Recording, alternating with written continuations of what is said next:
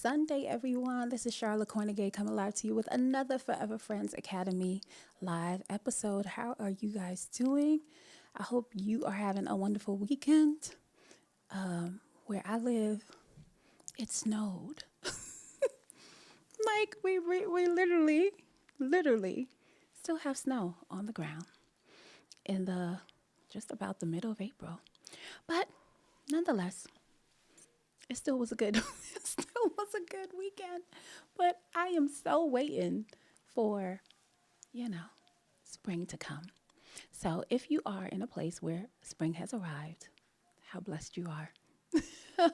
But I'm still blessed, even though it's still cold where I live. But anyway, nonetheless, I did have a great productive weekend. I am still having a great productive weekend. So let me introduce myself just in case for anyone who's new on the episode tonight. My name is Charlotte Cornegay. I'm an author, recording artist, Creative Interact Coaching, and Forever Friends Academy, which is my online subscription-based group membership where I do relationship coaching. This is my show titled, named after the same, Forever Friends Academy, and we talk about all relationship topics. My main goal is to help people love to their fullest capacity and to develop relationships that last a lifetime.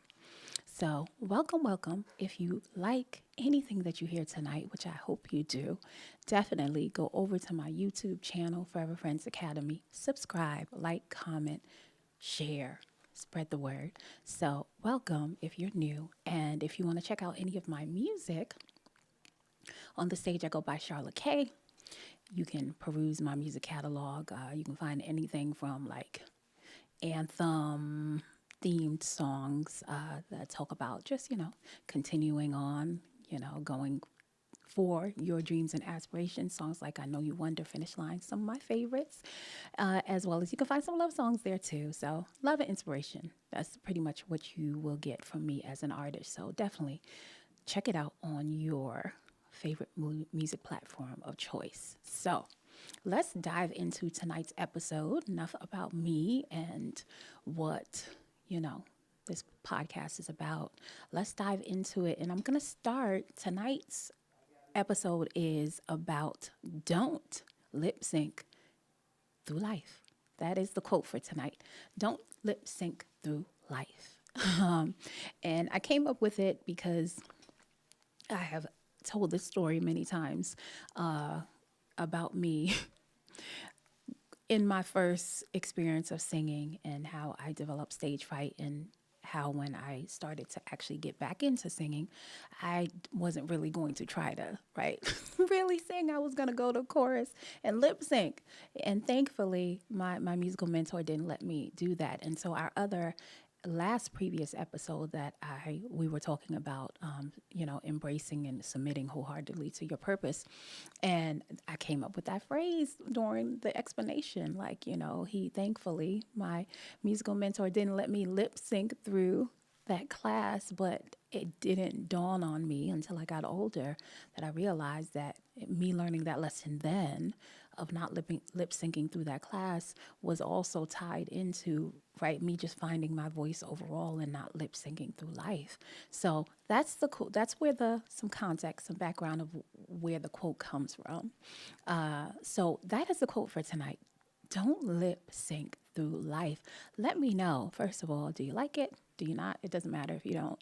Be truthful, Let me know if you like the quote. Do you think it's truthful? Don't lip sync through life. Why would I introduce that on a podcast that is mainly about relationships? But you guys know, as I say all the time, people always think about, of course, romantic relationships, marriages, long-term relationships, things like that. But relationships are the heartbeat of our existence, as I like to state it. And no one escapes this world without going through and experiencing relationships, whether it's relationships with their creator, relationship with themselves, all across the board. So I think that quote can be placed in any context and still apply. So basically, don't lip sync through life means don't fake it, right? Be authentically you. Show up with all of who you are. And why that applies to relationships is because we all know that there are many people who show up with representatives in relationships. And sometimes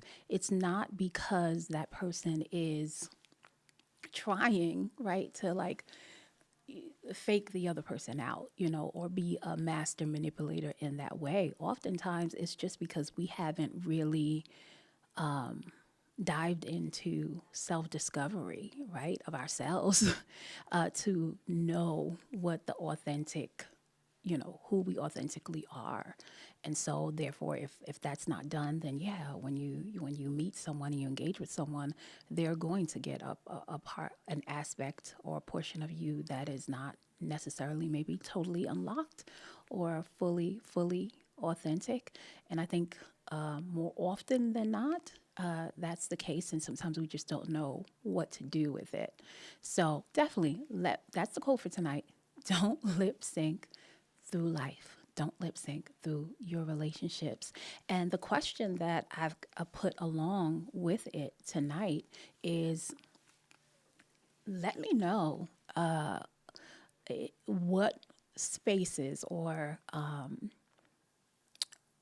what aspects of your life do you feel like you're being quiet in when you should be, right? Speaking up, showing up, holding space, Let me know what your thoughts are on that. And I was also thinking about, because when I do my group coaching or my private coaching, I always tell my clients, we are very much a society that is focused on, of course, vocal communication, but communication happens in every single day, whether you're speaking or not, you're communicating something, right? Whether it's someone you are meeting for the first time and you look at them and you assess what they're wearing, what they're doing, their body language, their disposition.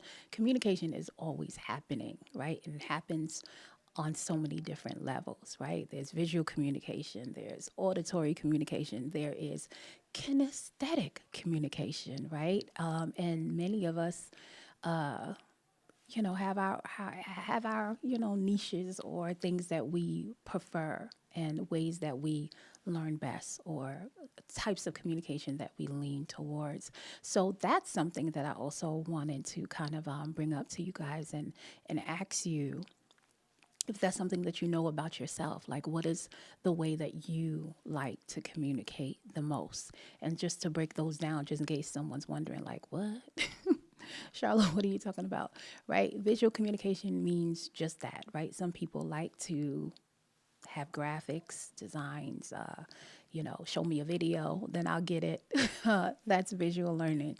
Auditory learning is anything that can be heard through our ears, right? So maybe someone who is very eloquent at speech, or maybe you can sit down and hear a poet speak all night long and you get the messages that way. And kinesthetic learning or communication is tactile, right? Some of us, maybe when you were in school, they probably said you were a tactile learner, meaning you're a hands-on person. So how that would show up in a relationship type of context is maybe you're a person where, like, what that person, right, actions speak louder than words. What that person does communicates to you more greatly than what they say, right? Or maybe them as they're talking to you, if you're in a relationship and you realize that the person you're in a relationship with is someone who learns and is a kinesthetic communicator, you would convey your message along with touch, right? So that they can be able to grasp what you're saying more. So that's a nice little summary of those three ways that we like to communicate. And so when I'm bringing up the concept of don't lip sync your way through life, I don't want you to just think of the vocalization of it all, right? I think I started to think about, as they say, when you start getting into adulthood and we, start to adult, as adulting, as they say, we start adulting, that sometimes the things that, all the different ways that we learned and all the different ways that we communicated, when we were younger, unfortunately, for a lot of us, the circle starts getting smaller and smaller and smaller because of, maybe lack of time because of the responsibilities that you have to handle. Maybe work consumes most of our time. And unfortunately, a lot of the other areas where we can be, expressing our communication in, unfortunately, gets left and put to the wayside. So maybe we need to, do some more kinesthetic communicating, and visual communicating, and not be so reliant on, what I think is, and I don't want to say easy in this way, because there are some times that, and for some people, it's hard for them to communicate their emotions and express it and vocalize it. So I'm not reducing that, but I will say that I think is, out of all three of those groupings, tends to be the thing that we kind of lean on when it comes to relationships. It's like, just tell me, just say it, just communicate what it is that you mean. And that is true, and that's great. But I think if we just solely focus on that, then we miss all the other ways that that person could be showing up in our life and communicating who they are to us, what we mean to them, maybe even messages of discontent or dissatisfaction. We want to have a full, right, throttle array of ways that we can communicate with each other. So when thinking of the quote for tonight and the question that goes along with it, and and when or what spaces or what times were you quiet when you knew or you felt that you should have, you should speak up. So I don't want you to just think of it in a vocal sense, but in other ways too, right?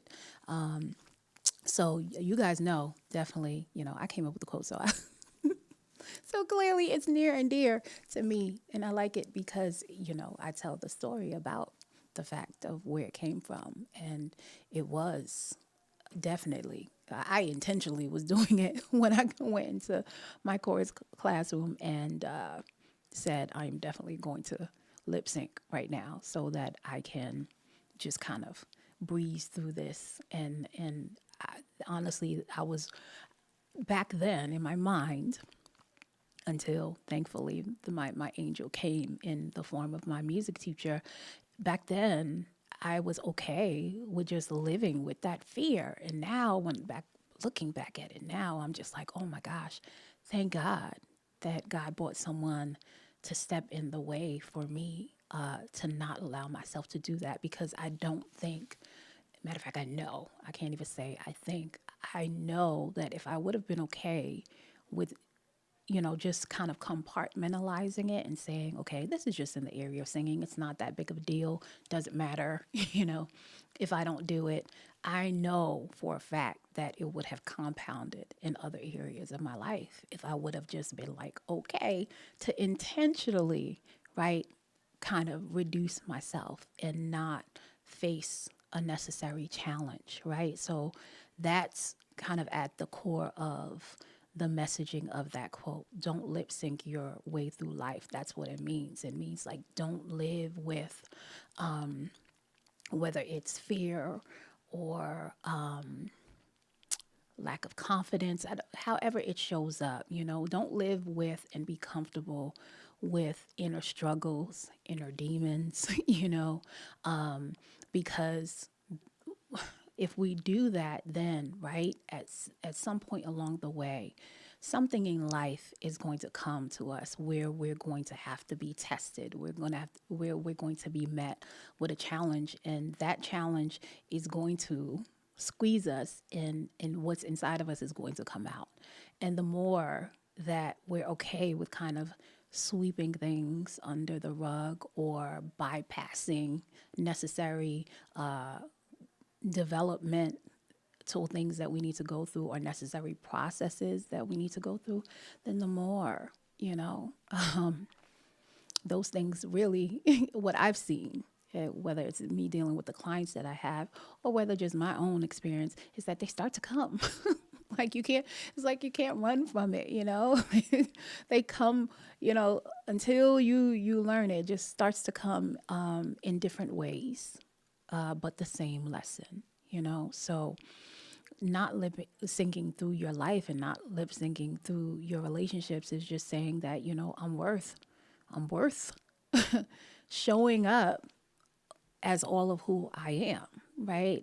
That person is worth engaging with all of me. And, I'll say to my clients, oftentimes, because it's easy. It's easy, especially if you're in a relationship and it's a challenge that you're going through. It's so easy to say to the other person, like, if you just change, it would if you just did this and that and the third, it would make this a better situation, right? And even if there is some truth in that, right? Because it takes two people to make a healthy relationship, and it takes two people to cause that relationship to fail, right?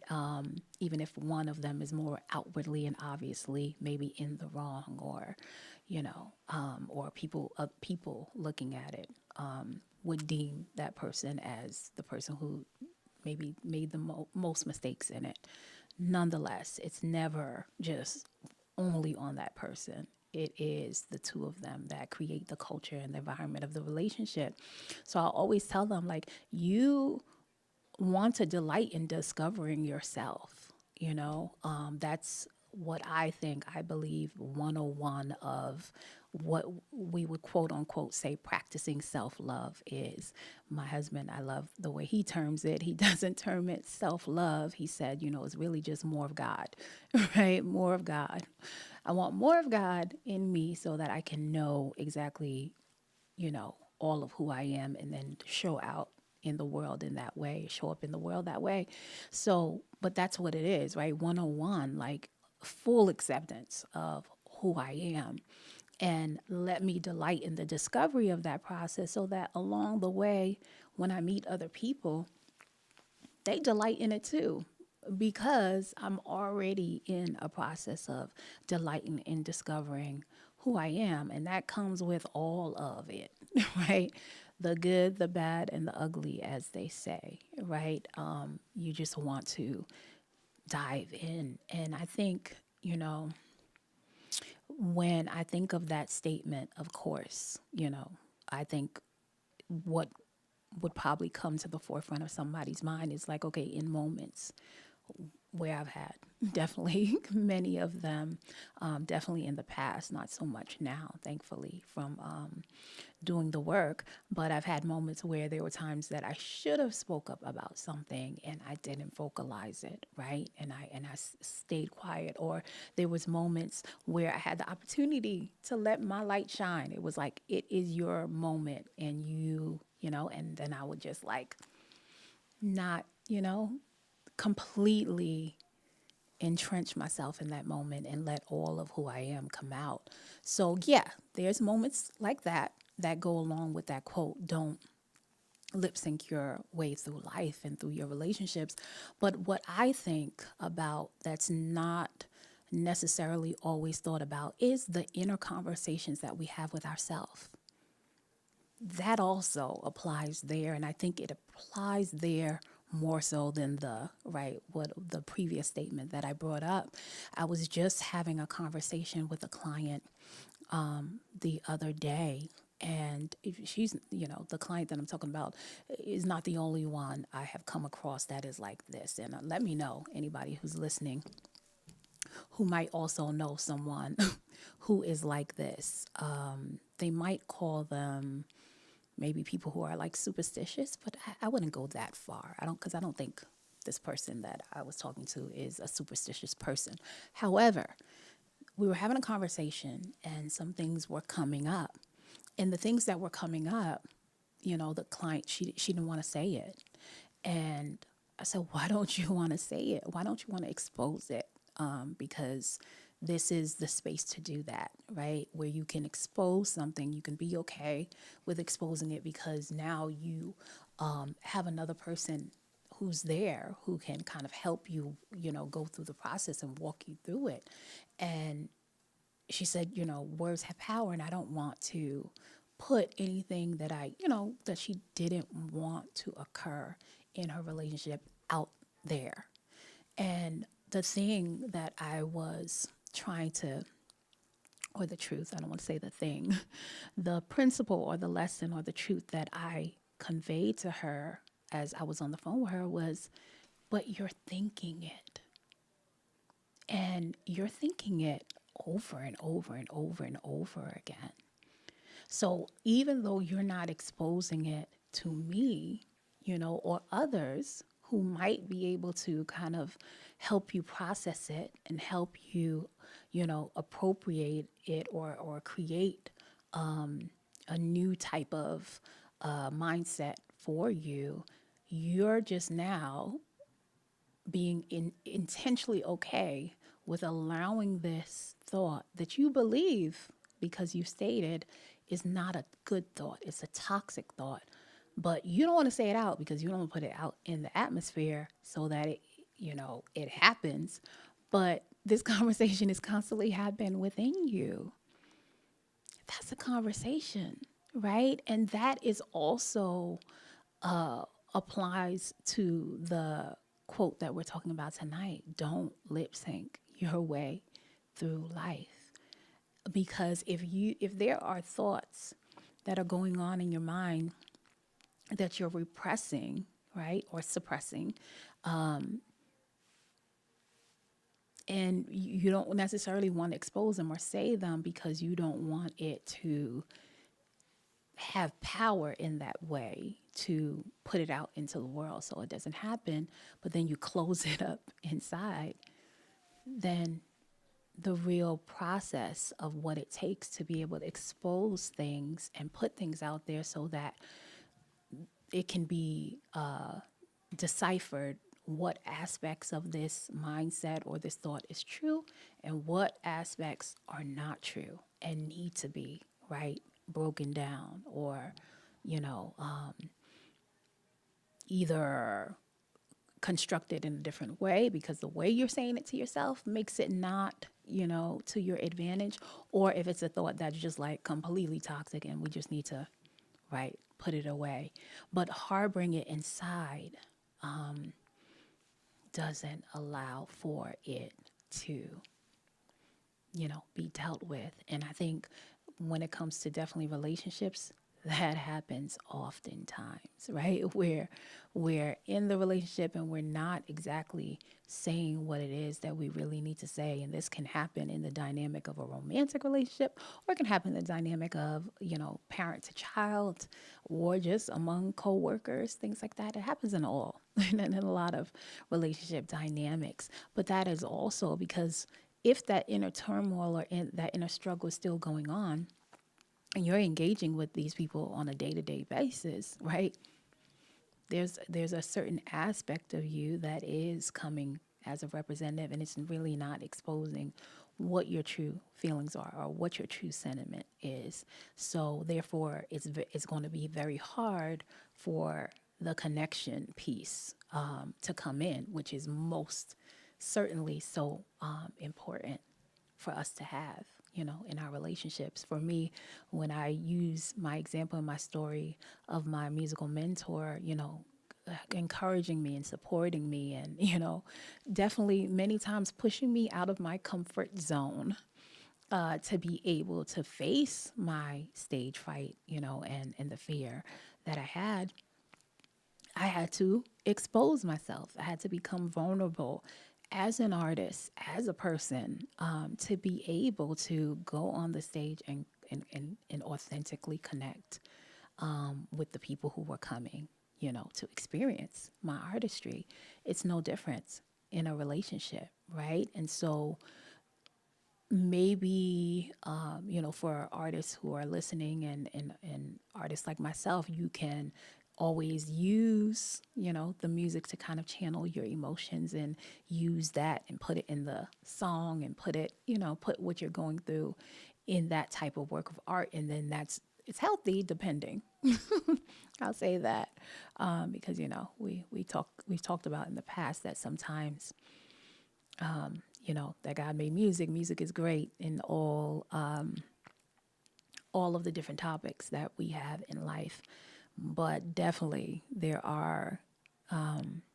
is truth in the fact that if there is someone who is struggling and not necessarily dealing with or processing their inner demons, that definitely that will come through. the music at times, which will not be a good thing.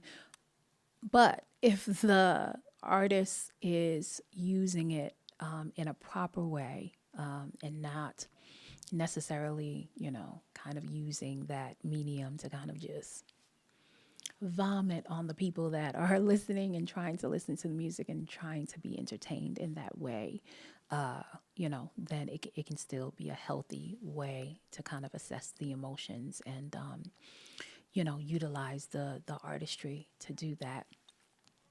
But my main point is that, don't just think about it from the angle of, okay, yeah, no, I'm not going to lip sync through life. I'm going to say what I need to say to whoever, whenever, wherever, etc. No, that's not just the angle that I want you to look at it. I want you to look at it. One, communication is happening all the time, and it's not just vocal. We can lean to and it kind of, weigh heavily because I think for people, that's the easiest to understand, easiest to process. Like, okay, you said it. That's what you mean. But we know that's not true, right? We know, as I just was, as I just stated and talked about, that there could be so much inner turmoil in someone and they not expose it and they not really say what they mean. But nonetheless, right, when they say it, we can easily say, well, you said that, bottom line, period, and not have to look in further and not have to look in deeper. But the truth is, right, is that communication is happening all the time. And sometimes, if there's opportunity in space and if there's someone who's skilled, when someone is talking, they can look deeper to see, right, what kind of is lying behind, this mask that this person is presenting to me.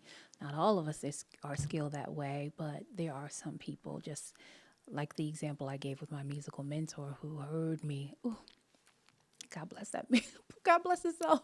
God bless you, Mr. Daly, that he worked with me so patiently because he could hear the voice that I have today back then when I was 14 and completely, utterly struggling with inner turmoil.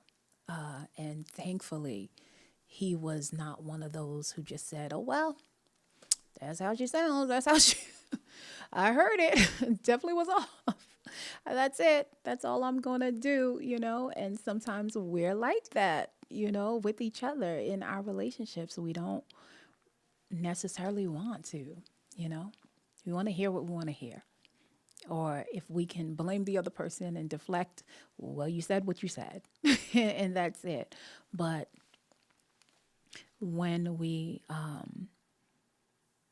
open ourselves to learn communication skills, relationship skills, and develop, different fruits of the spirit that come from God, like patience and long suffering and things like that, those tools will equip us to, right, be able to kind of lean in a little bit more and not just necessarily just say, what you said is what you said, but we will be looking for, right, all the different ways that our partner is communicating to us, right? What they're vocalizing, what's in their disposition, all of those things, But I see some folks coming in. Hey, Justin, how are you? Hello, it's Dream. How are you guys? Thank you for popping in. Tonight we are talking about don't lip sync your way, through life. Don't lip sync through your life and through your relationships. And the question that I ask the participants who are on tonight is, when is a place or a time where you've been quiet when you know that you were supposed to speak up, or even just currently now when you're thinking about yourself and your relationships, Is there a space that you feel like you are quiet when you need to speak up? So that's what we're talking about tonight, Hey, Emily, how are you, lovely? And guess what? I told you guys to hold me accountable. I don't know if anybody really did, but I held myself accountable. That's a beautiful thing. So I remember telling you guys that I was going to be able to start to take calls on here because I know you guys are so nice at typing, but sometimes that typing takes a long time, you know? So I told you guys to hold me to it that I was going to provide the link where you can actually join my call. So feel free if you don't want to type to come along. Definitely be rules, fully dressed, decent, to come on and have a real conversation with me. Those are the rules that I have. But so feel free if you don't want to type, but you would like to share your thoughts. Definitely communicating it is a lot easier than typing it out. But if you want to type, feel free to do that as well. Just wanted to give you guys another option. And I'm proud of myself because I held myself accountable, okay? To be able to give you guys that option. So I appreciate it. Oh, I hear you, Emily. Definitely. I have been a little tired lately too. But I know it's because I need to have a better sleeping schedule. My sleeping schedule is not that great right now. So, but today I was rested. Today was a good rested day. And for the newcomers coming in, I also posed like a little light icebreaker question. I put out the 3 different ways that we communicate, or that some people like to either learn or like to communicate. So it's visual communicator, auditory communicator, kinesthetic communicator. So which one do you think that you are? Definitely. And I broke it down. Visual is just what it is. Watching videos, maybe looking at a graphic, something like that. If you are a visual communicator, auditory, everything that lands on your ears, right? So, if you like to listen to speeches, if you like to listen to people like me talk, anything like that, that helps you kind of grasp things easily and you learn that way. Or if you are more of a tactile learner, right? Like teach me while doing like demonstrations and things that I can, get my hands on. Or if you're in a relationship with someone, the message that they convey to you really come across, because if they convey the message and they touch you at the same time, it really hits home. So those are the 3 categories that I put out tonight. So feel free to answer that. I think it's helpful to know that. One, because it helps us get out of just focusing on vocally communicating, and we start to kind of pay attention more to the communication, the ongoing communication that is happening in our relationships. And, I think we can get into being a lazy lover, just relying on the vocalization of it, and not pay attention to the things that are really going on, in the relationship, the dispositions that we hold with each other, or the body language, and so many different messages and signs. I think if we really are keen in paying attention to, we can learn a lot from it. It's definitely not lazy doing it that way. All right, Emily says, I'm more auditory and visual. Okay.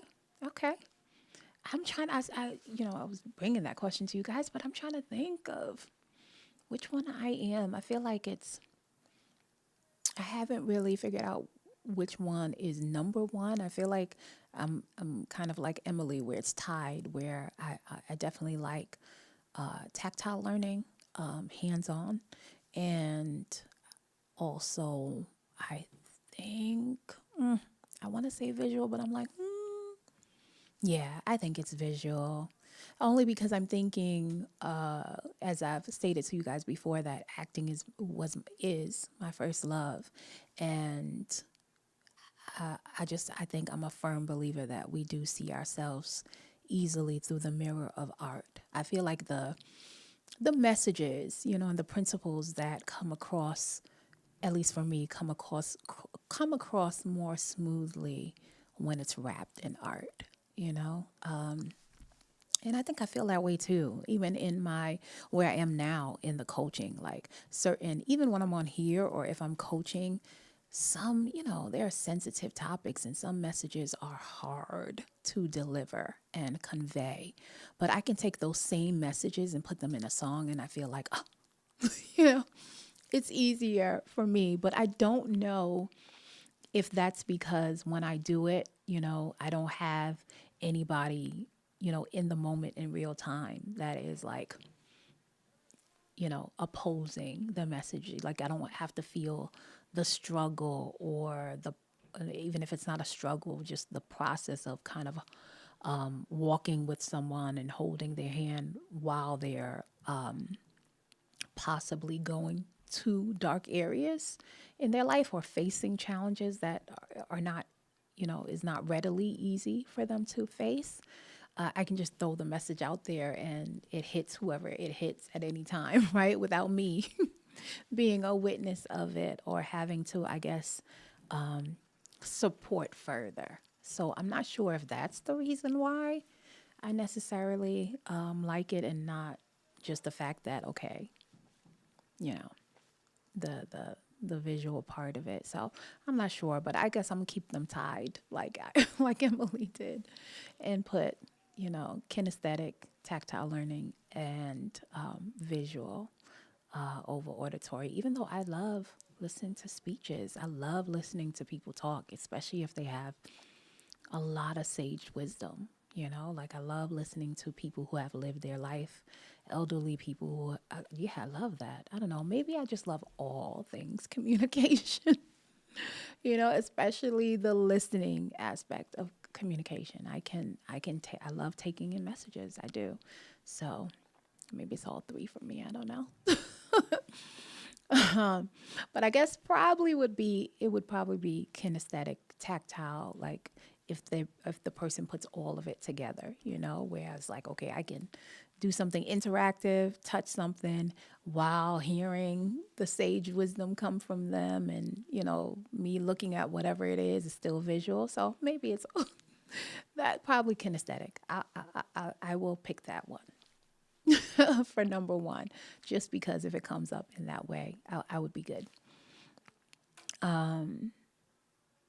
Yeah, Emily said, yeah, sometimes you just have to do stuff. Yeah, hands on for sure. So anyway, I wanted to put that out for you guys because you guys might not have heard it in the beginning. But the main idea of this show tonight is just, a reminder, Forever Friends is not built on silence. It's built on the truth, and you want to show up as your whole self. There's a poem that I'm trying to think if I can get it up for you guys. It's a poem that my sister, I have an older sister, who sent it to me a long time ago. I think she might have sent it to me when I was working on my first book, Life in Color, I think. I'm not certain, but it definitely was a while ago that she sent it to me. And I think it's a Jamaican poet. And I think that's why she sent it to me. I'm going to see if I can find it for you guys because I think the poem is so befitting for what we are talking about tonight. And I can read it as of kind of like a way to kind of end out the podcast tonight. Emily says, I'm more of either step-by-step person or I get an aha moment. Yeah, I love aha moments. I do. I love them. It's like, I think that's hence what we're talking about tonight came from an aha moment from me on our last podcast, where as I was explaining to everyone who was on about the situation, right, with me and my musical mentor working with me through the stage fright and not allowing me to lip sync through life, that I realized it was a message, a more in-depth message of saying, I'm of God telling, the message resonating to me as God saying, I'm not going to allow you to lip sync through life because it would be a disservice. So if you lip sync in this class, that's also you agreeing to, committing to lip sync through your life. And I guess for me, it definitely had a more in-depth connection because I believe my superpower is my voice, and I would go on later on in life to write songs that would impact people and things like that, on my level, right? Where I'm now, I'm not Beyonce or somebody else who has reached like millions, billions of people. But it doesn't matter. You want to impact people on the level in the space that you are destined to, and do that at each stage and level that you are in life. So that being a central gift of mine, if I was to definitely lip sync in that class and be okay with me really lip sync, right? Because it's not what you're doing, it's the why behind it, right? And so the why for me to lip sync in the class was to not face my fear, to be okay and let that stage right let me hang up my gift before it even could be cultivated or developed to where I could truly experience what it was, So thankfully, that music teacher that I had would not let me abort my own gift,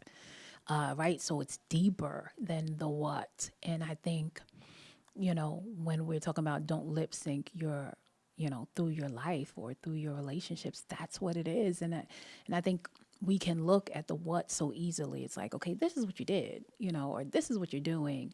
If I told someone, let's say going back, when I'm in high school and I tell somebody, yeah, I took chorus class, I'm just gonna lip sync, right? And they would be like, okay, yeah, that's not a big thing, that's minor, But if they don't know, right, the layers of why I'm doing it, and that there's still fear lingering all throughout my being, that most definitely, if I do it in that area, is going to flow into other areas. There's a beautiful quote that I love that still kicks my behind to this day. I was just talking to one of my close clients that became like family to me, and I presented that quote to her, and her beautiful husband now, back then was Beyonce.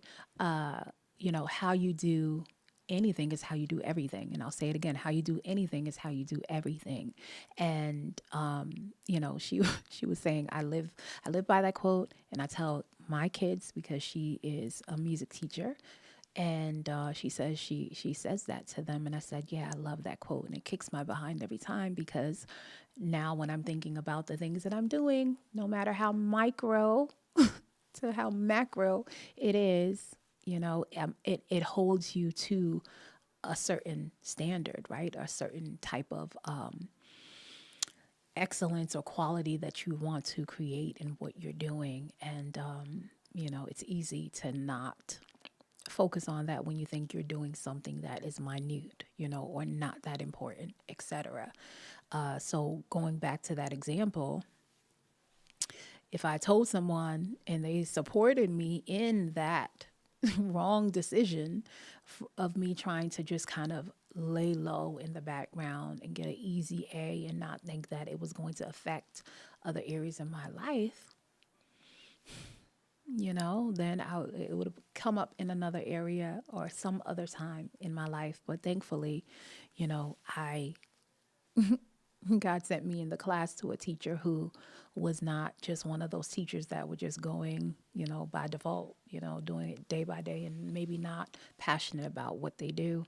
But he himself is still, honestly, still a musician now. And so he had passion for it. So I think he had the gift to be able to see it when it existed in others. And thankfully, he was able to pull that out of me. So that's the idea. That's the idea. No more smalling up of yourself. No more, not seizing the opportunity when it comes to fully, thrive in all of who you are. Whether it's you on the end of discovering what that is or who you are in that way, and still discovering other areas and not being afraid to look at certain areas. As I was stating before, that this is not anybody who hears this You can easily probably, think of times when you made yourself smaller and didn't speak up when you were supposed to in the company of others, other people, or in certain situations and spaces. But this really does apply to the inner conversations that you have with yourself as well, because those are the conversations that either cause us to go into spaces and completely show up and show out and double down on who we are and the position that we hold and what we can do, or don't do it and be afraid of taking up the space that is most definitely granted to us by God. I always say it on this podcast because it's a part of the third book that I'm working on, Just Right and in Position. Why wish to be good enough when God made you just right? God makes everything just right and places it in position so it can serve out of its nature, how God made it, right? Gifts, talents, etc. And God doesn't make duplicates, even if there are people, there are billions of us here. So yeah, there are plenty of us that are communicators. There are plenty of us that are singers. There are plenty of us who lean more to the medical field, etc. So you're going to meet people along the way who are probably from your same tribe and they probably dabble in the same things that you do, but God doesn't make duplicates, so they will never do it in the way that it will filter through you. And so if that's the truth and the understanding, so then the space and the opportunity that is given to you, we, there is nobody else there to fill it up, and show up and show out and do whatever you're meant to do at your fullest capacity, but so once you understand that, then it's like whatever things that I have to deal with, and we all have them, we all have the bridges that we have to cross, that either bring about fear, bring about maybe, shame or things, however it comes up, we all have had to grapple with something like that, one time or another. Don't be afraid to look at it. Don't be afraid to expose it. Like I was giving the example of the client that I was talking to the other day, who said, "I don't want to say this thing, because words have power, and I don't want to put that thing out into the universe." But I'm like, you already are, because if these thoughts are cycling, they're circulatory, just constantly cyclical thoughts in your mind, that's a prayer. I need you to know, even if you haven't speaking it out, even if you haven't spoken it out to someone else, because you feel like if you speak it out, it'll give it power.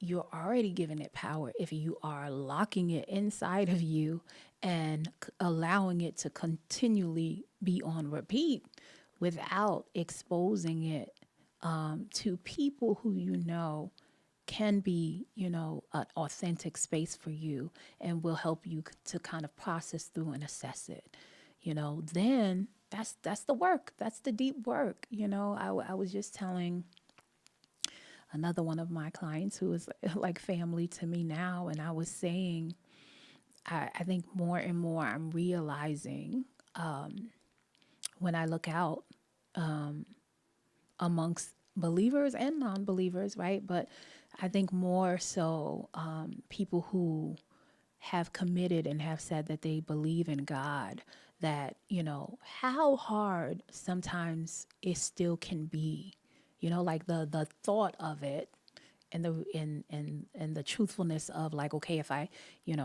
commit myself, commit my life to Christ, that, okay, yeah, heaven is mine and things like that. How some of those same people, it's hard still to take on the healing though. Like they'll take on the salvation, but they won't take on the in-depth healing that comes along with that, by the way. And how can that possibly happen is because when we get to a space where we're diving into and looking at ourselves, and it's a space that we have deemed dark, we have judged in a certain way, or we believe other people will judge in a certain way when we expose it. We don't want to go there. We that's like the real work. That's the real work.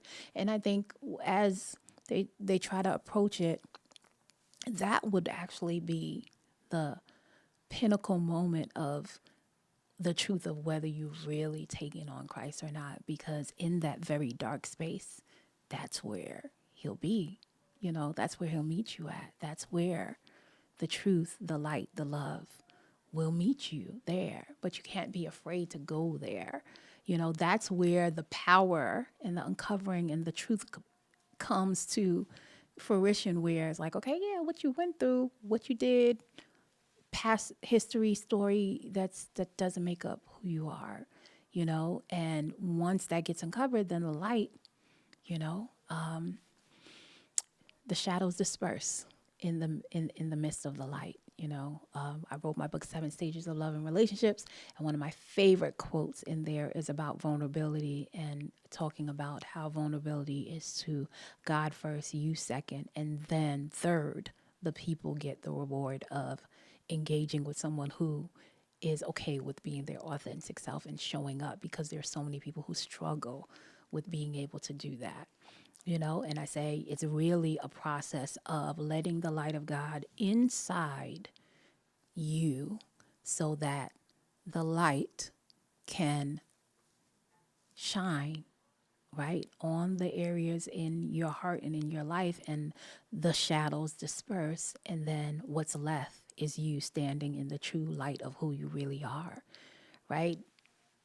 But we can't do that if we're lip syncing, through our life or through the relationships that we keep, and we're not really having the necessary authentic conversations. We're not willing to expose certain things. And we don't want to do it with the justification of saying, oh, well, because words have power. It's like, well, let me tell you, they do. And if you're omitting certain things and not choosing to say certain things because you don't want to give it power, because if you say it, it will give it power. If you're already having if you're having those thoughts in your mind constantly, you are giving power to it. So it's better that you assess your circle and the people who are around you and who are in your life, and go to those people who stand on truth, who will be able to hold space and give you the opportunity to expose those things, so that you can see who you really are. In the light of all of that, I've expressed many times on here that one of the first gifts in our forever friendship that Ben gave me was early on, and I'm talking about probably, I want to say maybe it was the first 2 or 3 months, because at Ben, when we were young, he was still always such a saged, mature soul. We were just friends. I tell you, right? We were just friends. And he told me within like 3 months, he said, I'm going to marry you. And I was just like, and I'll tell you specifically what I said to him. Because, I'm dealing with, I told y'all, I tried to build up the Great Wall of China around my heart because I didn't want to get hurt, right? Because I didn't see good relationships around me. And so I needed to protect myself. So I told him, we'll see if you last 2 years. We'll see if we last 2 years. That's what I said to him. When he said that to me, and I only said that based on past history, because my longest relationship was 2 years. So basically what I was saying to him, and it wasn't really me, right? It was just, and now looking back at it, it really was like a shot of the enemy, because it was my fear, right? And even in the name of protecting myself, it's still fear behind that, right? That's shooting out that statement at him. And thank goodness Ben is as confident as he is, and was really calling on God to permeate his life to where it didn't bother him. Oh my goodness, it was like a pebble. If I can give an example, a metaphor of what that was in the moment, he knew what he knew. He stood on it. And literally when I said that to him, he didn't respond to me. That's how much he knew. He just walked. He just kept walking by. And I was just like shocked and stunned and a little nervous and scared, because even though I said that to try to block the truth of what he spoke, there was something inside me that said, "Oh my gosh, he's probably right." And the fact that he walked away, he knows he's right, And I was just like, "Ah, but no, you know. Um, but one of the first gifts he gave to me within that same type of 3 month span, and honestly, if it was 3 months of that, maybe it might have been even like earlier on. But anyway, was for him to say, "I want to know everything about you. I want you to tell me everything and don't leave anything out." And as scary as that was for me when he said it, to face it and to go through it and to tell him things that, I wasn't happy about, that I had experienced, or decisions that I made that I weren't optimal, did not bring about optimal experiences for me, and have to have that conversation with him and not know how he was going to respond is one of the most vulnerable things, right? Definitely was for me and for us. But the fact that we can have that conversation, he looked at me and said, basically, "I know who you are." Not that he said that like outwardly with his mouth, he clearly has said that, because he indeed definitely did marry me, and we definitely continued our friendship, and allowed for it to be cultivated by God, by the truth. And that's how he showed me, right? That's how he communicated that all throughout, and continues to communicate that to me in our relationship. So that's one of the greatest. You don't know. How do you know? How do you figure out if the person that you're with is someone who can hold that space for you if you refuse to express it, right? I remember I have still a friend, and I remember we were talking about, because I used to do my Interact Coaching is the name of like the hub of my business, but I do the business as Forever Friends Academy. So before this, became this structured business, and I was just doing it on a voluntary type of basis, and just for the gratitude of the relationship and the miracle of it, okay? Because Ben and I started in high school, so we had to go through a lot of changes, adulthood, manhood, womanhood for me.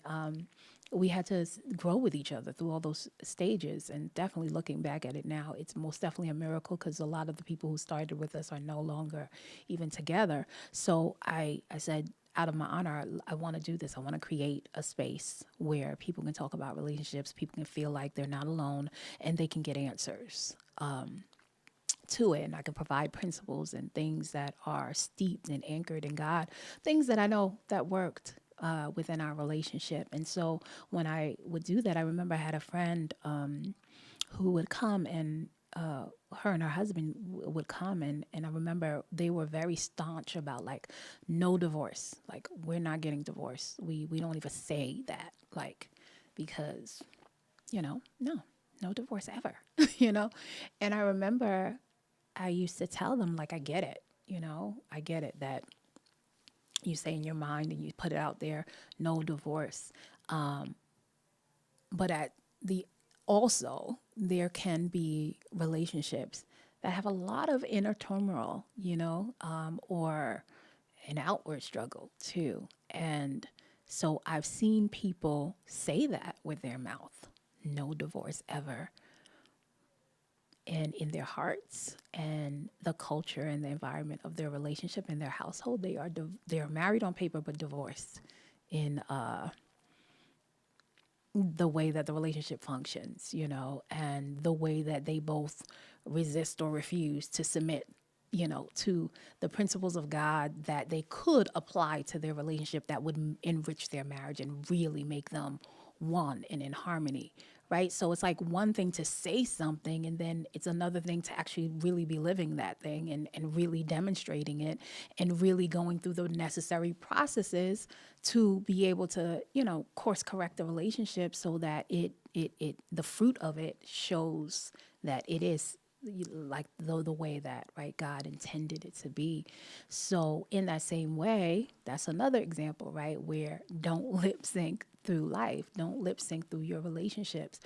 Don't Another way to say it is that don't avoid the necessary processes that we not only need to go through, but we should actually be honored and be grateful to have the opportunity to go through, because those processes introduce us to ourselves, if that makes any sense. It introduces to ourselves. Like, I cannot fathom not having that hard conversation with Ben, because it definitely made me understand myself more as a little girl, as a person.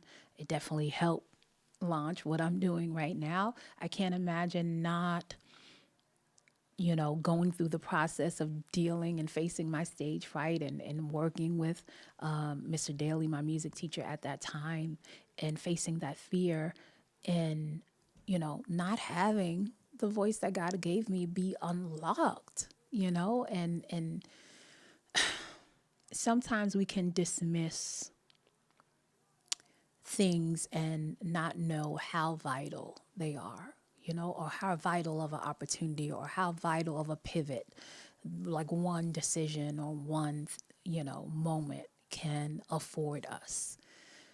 So that's what it's about. Not don't lip sync your way through life, or your relationship is saying that I'm not going to take for granted the moments that God gives me, to authentically show up as myself, to authentically be able to overcome challenges that come my way. I was saying on my other podcast that I have a new vocal student, and she's this beautiful young girl, and we had a breakthrough moment. And the song that I gave her is a song called Opportunity from Annie, the newer version. And the whole song is about, like, this is my opportunity, like, I'm not afraid of the big lights. I'm not afraid of like 1,000 eyes when they're above, 1,000 smiles. It's basically her saying that I'm going to seize this moment and I am not going to let it pass me by, because this is my opportunity. And one of my favorite lines of the song is like, "You're witnessing my moment, you see," And I can definitely know and am grateful for the times where I've either experienced Ben having a moment, like an opportunity where I see him like, okay, fully, just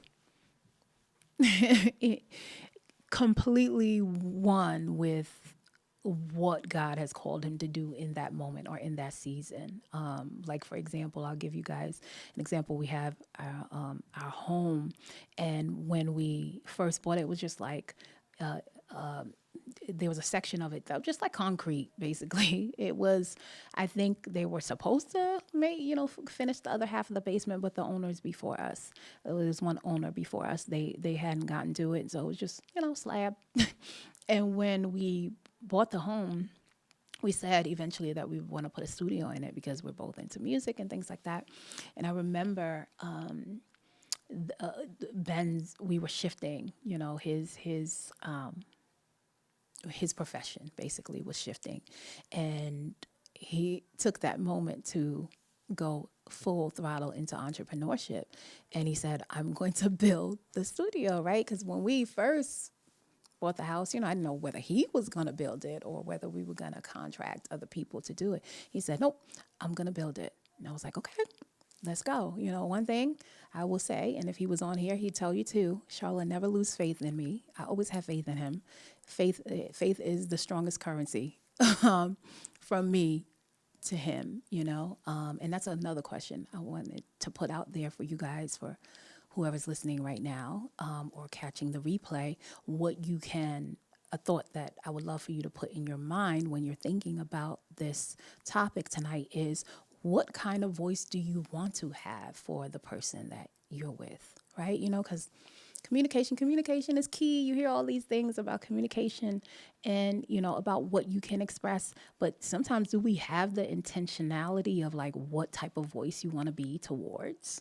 We're talking about don't lip sync through your life. What kind of voice do you want to be, out in the world, towards your spouse, towards your partner? And I just thought about that because when it comes to Ben, I think the voice that, I have been and what I want to be is a continued voice of unwaverable faith, and that's what it was when he decided that he was going to build it. And I said, okay, because Ben's from Brooklyn, okay? He's a city boy. Don't necessarily get the type of training, to build things. But I was like, go ahead, So nonetheless, after, a long process he studied, I saw him like between YouTube University, and we had a friend who helped him, as much as he could. He was also going through something at that time. So he basically started with him, but could not.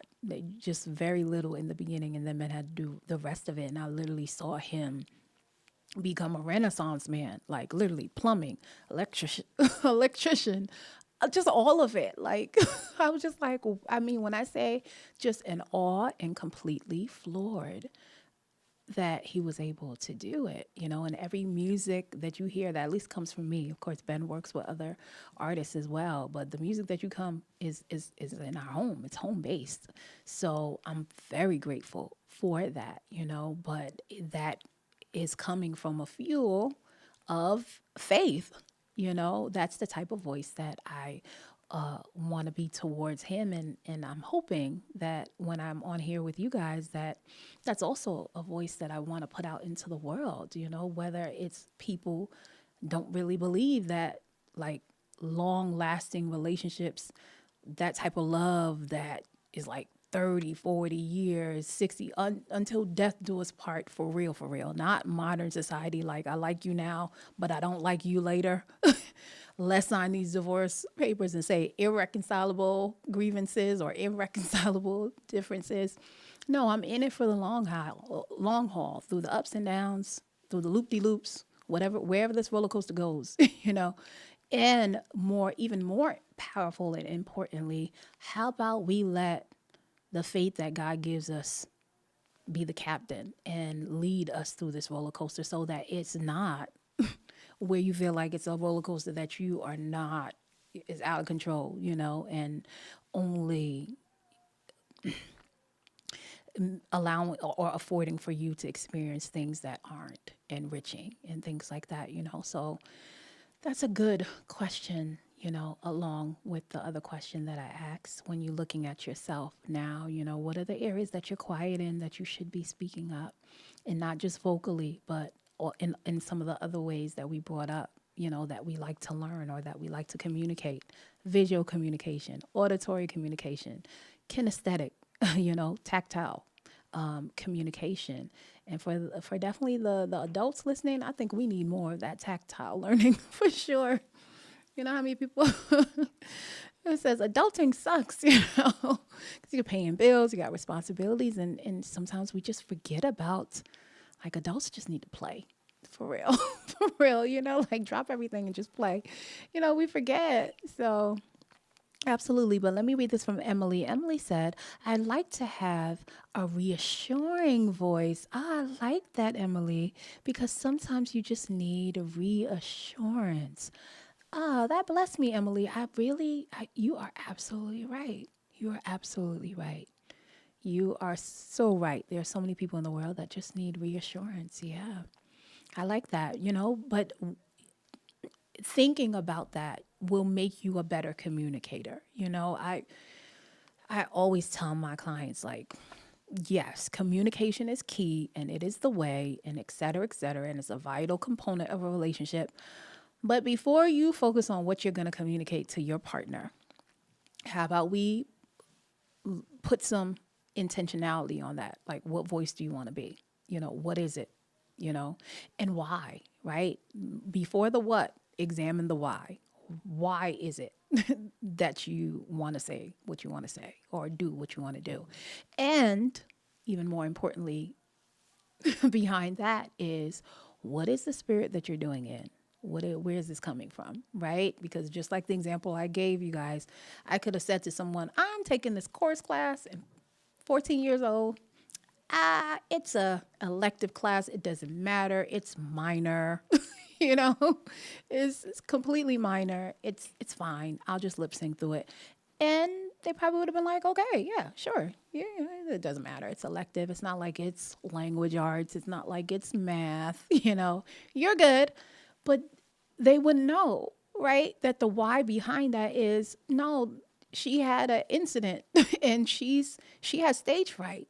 And so fear is fueling her decision right now. So now what seems to be minor is no longer minor, because what's fueling it is something that's major that will pop up again in her life, again and again and again and again, until she faces it or she doesn't. And she becomes like one of the people, as they say, right? the richest place in life is the graveyard, because people don't, right, exhaust themselves. They don't fulfill their dreams, right? They were too timid. They were too hesitant.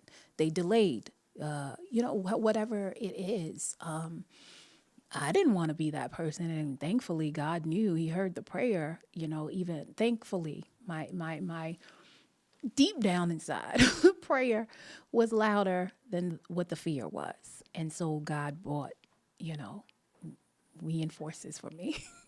He brought a reinforcer for me to help me out so that I could overcome that fear and do what it is that I'm called to do here, with confidence and with boldness and with endurance, for the times when it doesn't seem, and the words come that say, maybe you shouldn't be doing this, that you continue on. So I love that, Emily. It's great. Yeah. So for those of you who are listening now or catching the replay, for sure, what is the voice that you want to have? What is the message that you want to convey constantly to someone? I want to be a voice of faith. I want to, whether it's the songs that I sing or whether it's me on these episodes with you guys or it's me coaching people, I want to help people align with their faith again. Whether it's them believing for authentic, purest, to experience an authentic, purest form of love that they could ever experience in their life, or if it's them wanting to boldly go out and be who they are in this world, yeah. So that's the type of voice that I want to have, So definitely think of that. Think of that in your minds. Hey, Maya.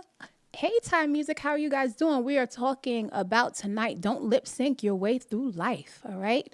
And basically, what does that mean? Don't avoid your processes, right? Don't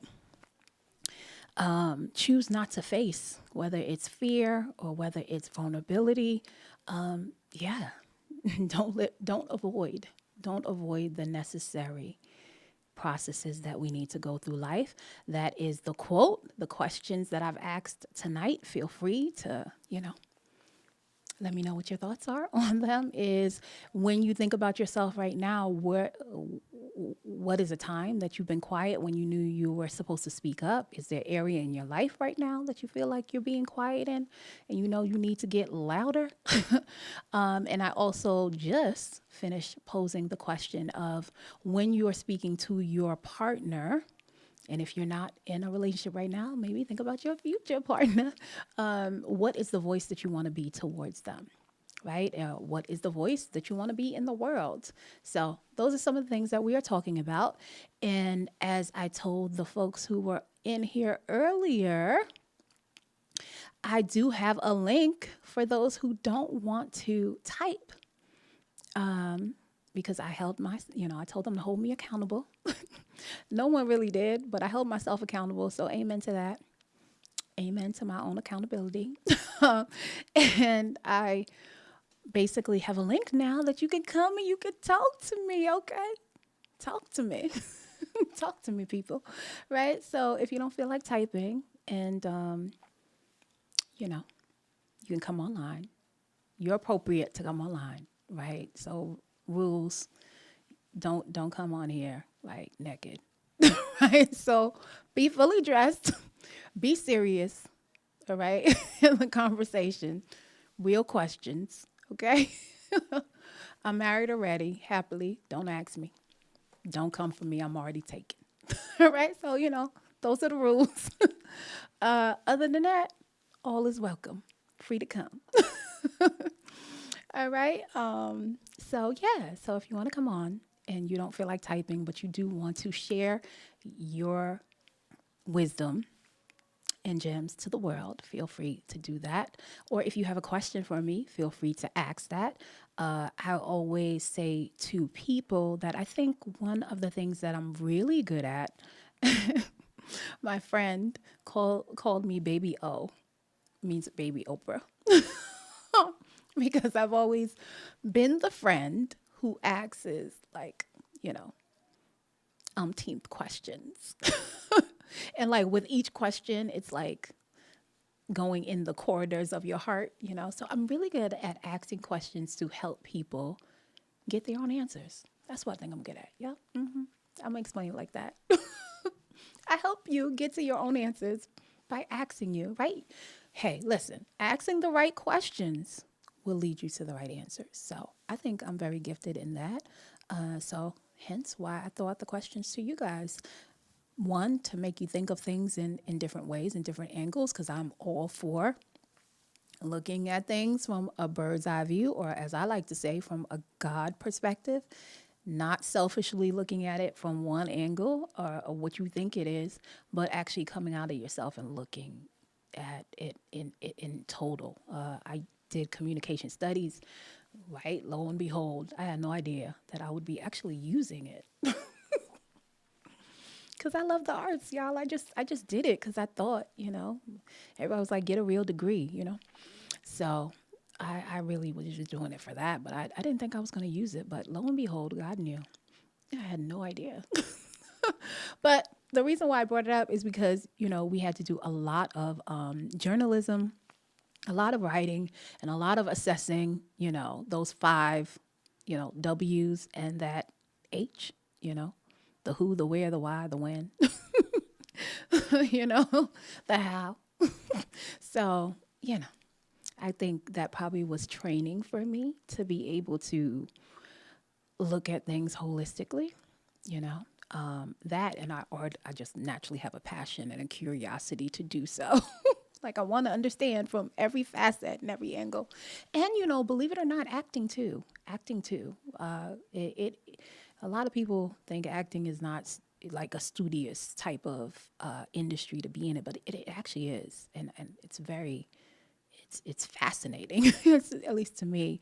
But you do have to learn that character from so many different angles. Like you literally have to go go into the character and go out of the character as they're speaking to the different people that they're engaging with and process things from their point of view. So all of that, I believe, gave me a lot of training to do exactly what I'm doing today.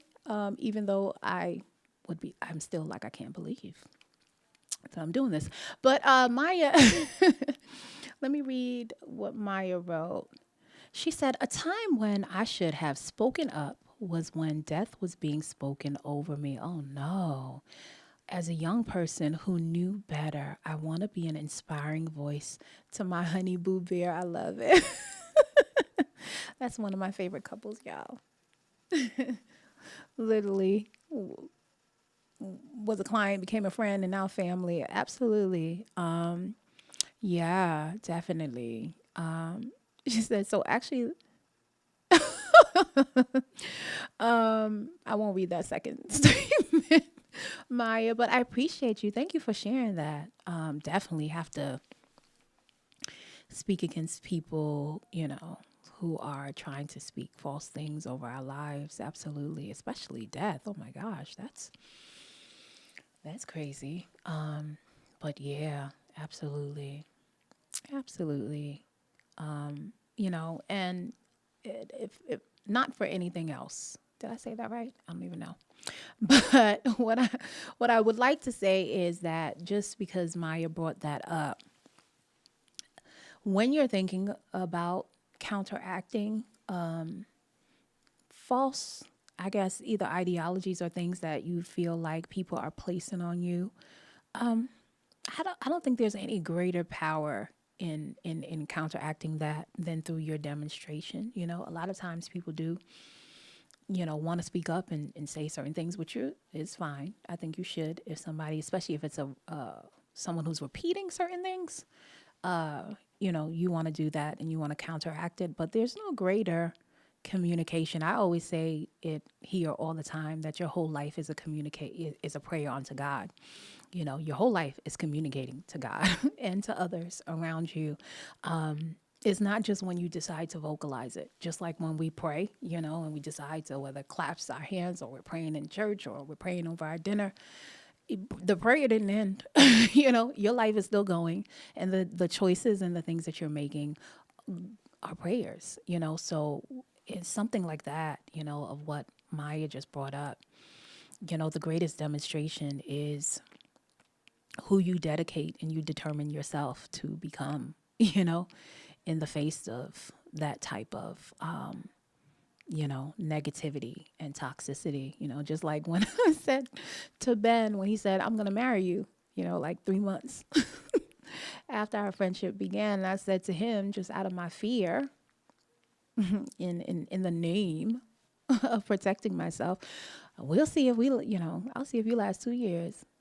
He just kept it trucking because he knew what he was walking in, right? Which was the spirit of truth, the divine message that God gave him, and he was very aware of it and committed to it before I was, but he didn't allow what I said.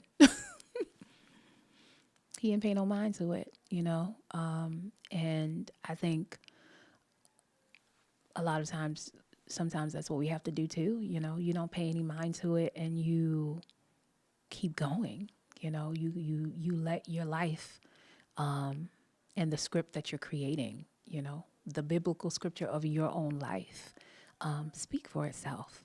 So I'm happy for you, Maya, because even in the midst of you not saying anything in that moment, clearly the biblical scripture that is unfolding in your own life,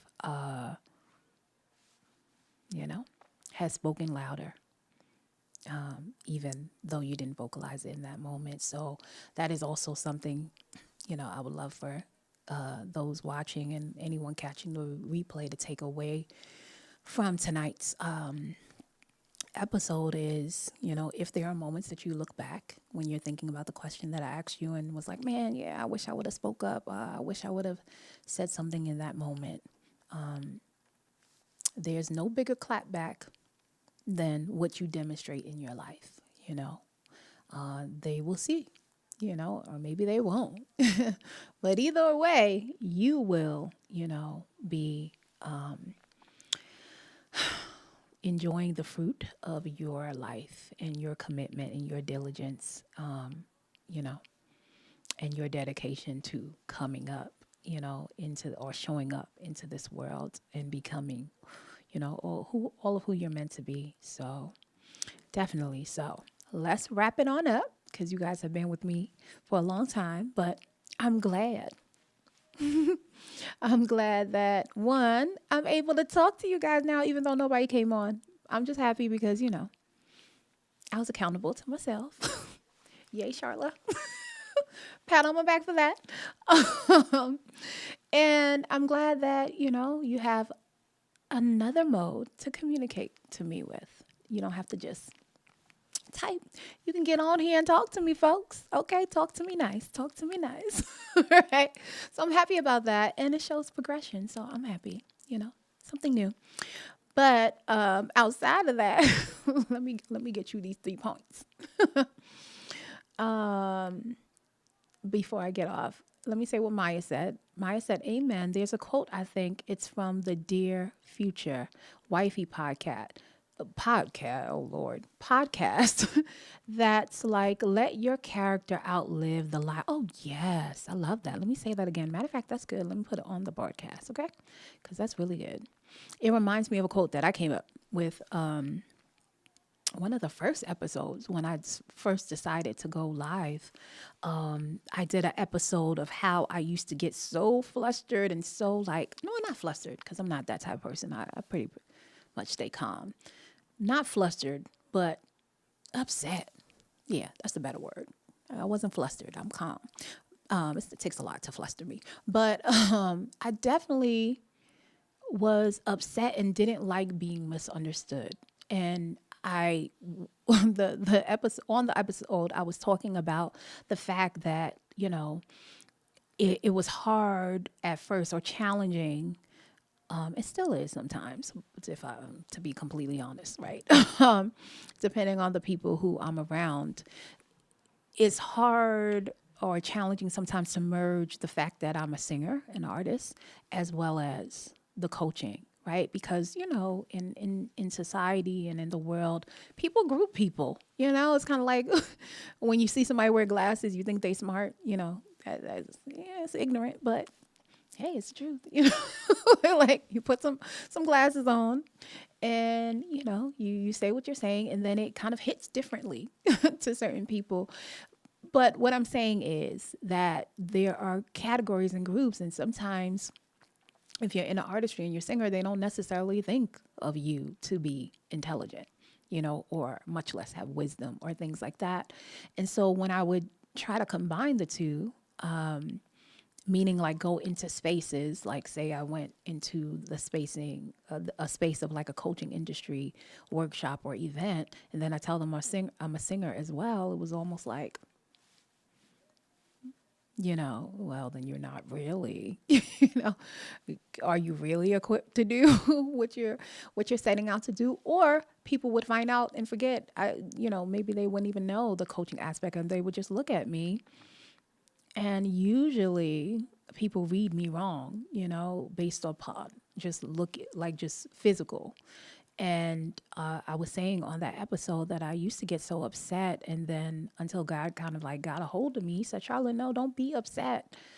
One of the best things you can do is pop someone's bubble that they put you in, that they thought how they thought you were, by you engaging with them and showing them your character and who you are, and that kind of just like pop whatever bubble or whatever, the judgment they had about you, and I called it like, crush life character, crush life with your character, basically. So that's what that reminds me of, but really good quote. Thank you for sharing, Maya. Really good. Emily, what did you say? We're here? Are you asking like where the link is? I don't know if that's what you're asking, Emily. I'm not sure. But if you're talking about the link that you can call, I already put it there. I'll put it again. I think I put it twice already. But yeah, that's the link that you can, hop on with me. But I'm getting off now. So that's like for next week or this Thursday. Yeah. So, but thank you. Yes, my accountability is it, right? So I'm happy about that. Oh no, you said that nobody attends your lives.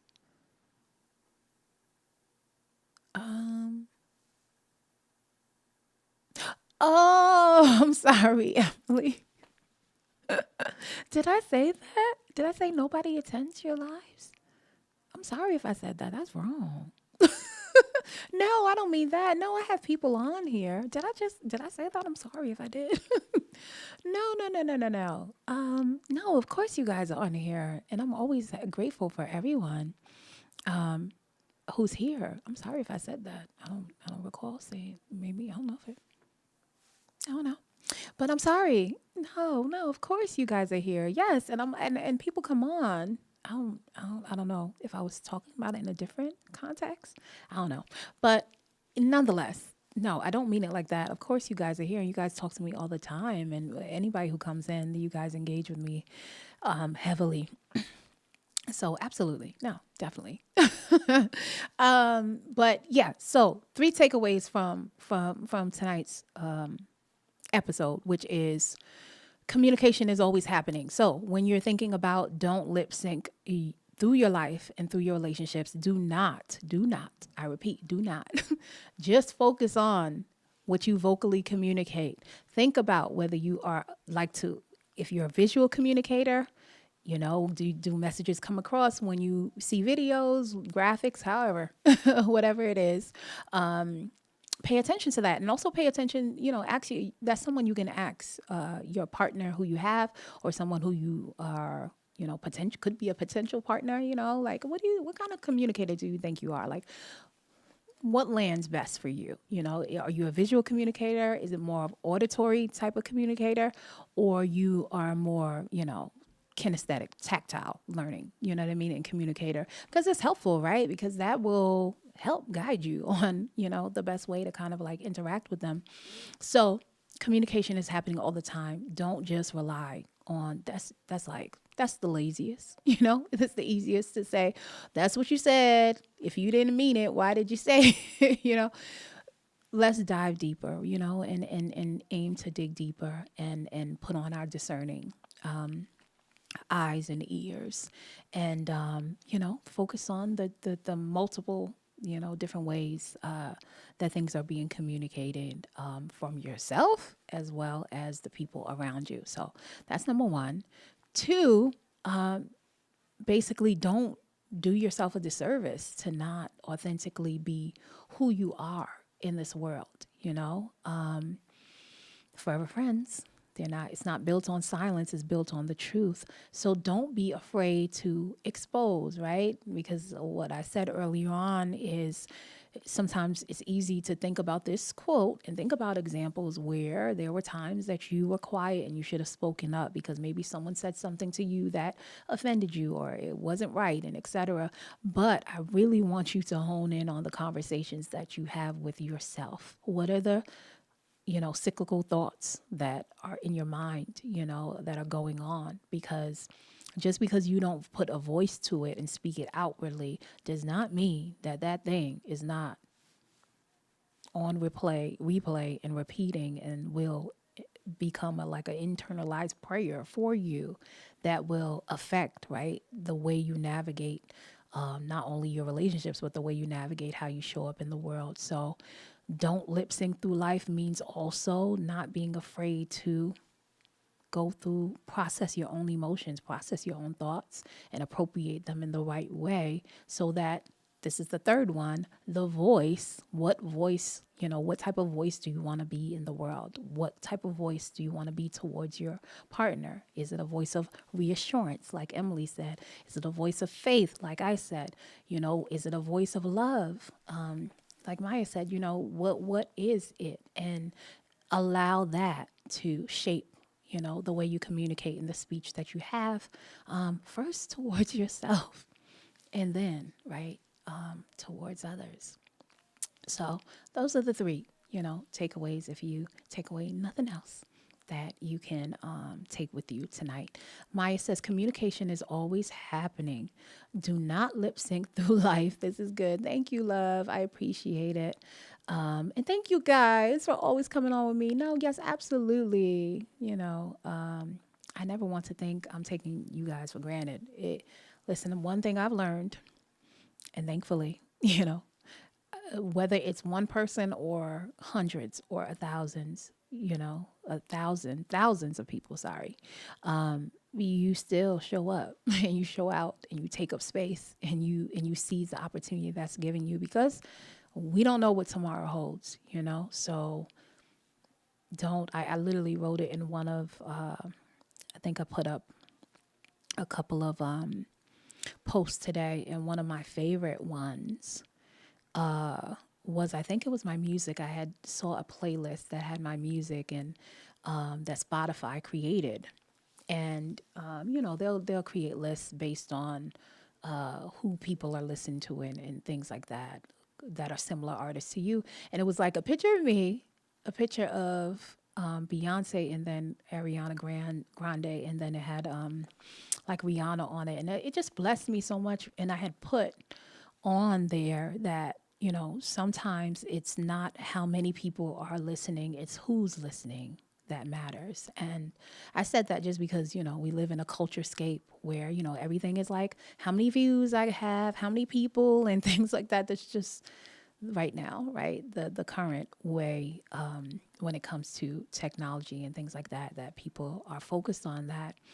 And sometimes you can, you know, forget that who's watching matters, you know. And I was thinking, I wrote that out because I was thinking about a friend, a friend of a friend of a friend of mine's, basically. And he was telling us a story about when he started his YouTube channel, how he was like, I was doing that, I was putting out these videos. He's also in the relationship space. And he said, you know, my mama and probably my wife was the only, at least he thought, was the only one watching online. And, you know, basically he's saying I wasn't getting hardly any views. And little did he know, I think it was one of Oprah Winfrey's either assistant or was a producer on one of her shows, came across his video, loved the quality of his work and the messages that he was bringing. And literally, that one person connected him to Oprah, and then he eventually, she wanted him to be a part of this show about relationships and things like that. And it just basically launched him, you know. So me seeing that picture kind of just made me, it was a reminder for me, like, Charlotte, keep doing what you're doing, you know, because it's quality, what you're doing is quality work. And so no matter what, you know, just seize the moment, wherever level you're at, or whatever stage or whatever phase of life that you're at. Seize each opportunity, and don't dismiss any of the moments to where you won't seize it, the opportunity to authentically share what God has given you to share and be all of who you're supposed to be.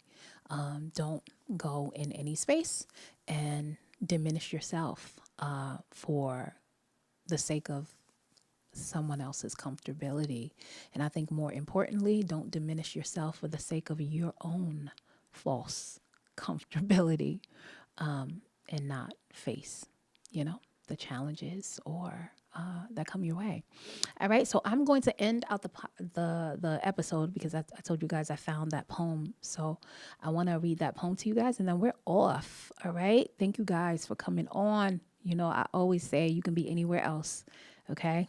But so to come on with me, give me your time, your energy, some of your most valuable resources, I so appreciate it. So I'm going to read this poem by Jean Wilson, and I think she's a Jamaican poet, okay, from my island, okay.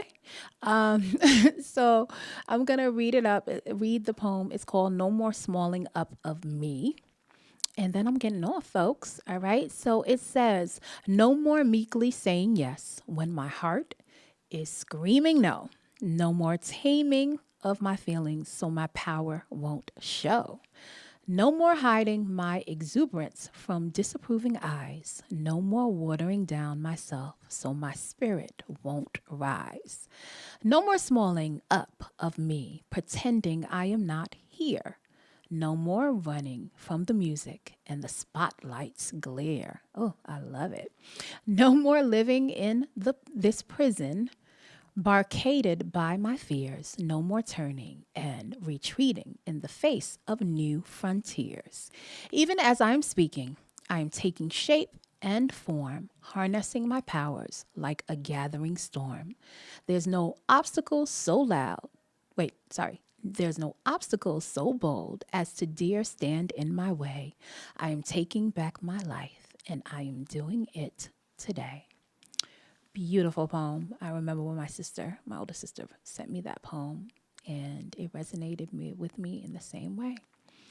Beautiful, beautiful, beautiful. So leave with that. No more smalling up, okay, of yourself. Be all that you're called to be here, you know? Take up space. It's yours to take up. Nobody, if you don't take it up, we lose out. And so do you. you know? So do everything, do all that God has called you to do here. And do it with boldness. Show up, show out, get in position, you know, and share your voice with the world loud and clearly. All right. Love you guys. As always, thank you for joining me. Everyone who came on, Emily, Maya, It's Dreams, Time Music, and I'm sorry, Justin, if I'm missing anyone's names. I apologize. Love you guys all. If you heard anything you like, please do go to my YouTube channel, subscribe to the channel. It's free, y'all. It don't take much. Subscribe to it, like, comment, and share this video so that this content can reach other people who would enjoy it or would feel like they need it. All right. But love you guys. Until next time, always remember to live to love freely. Bye.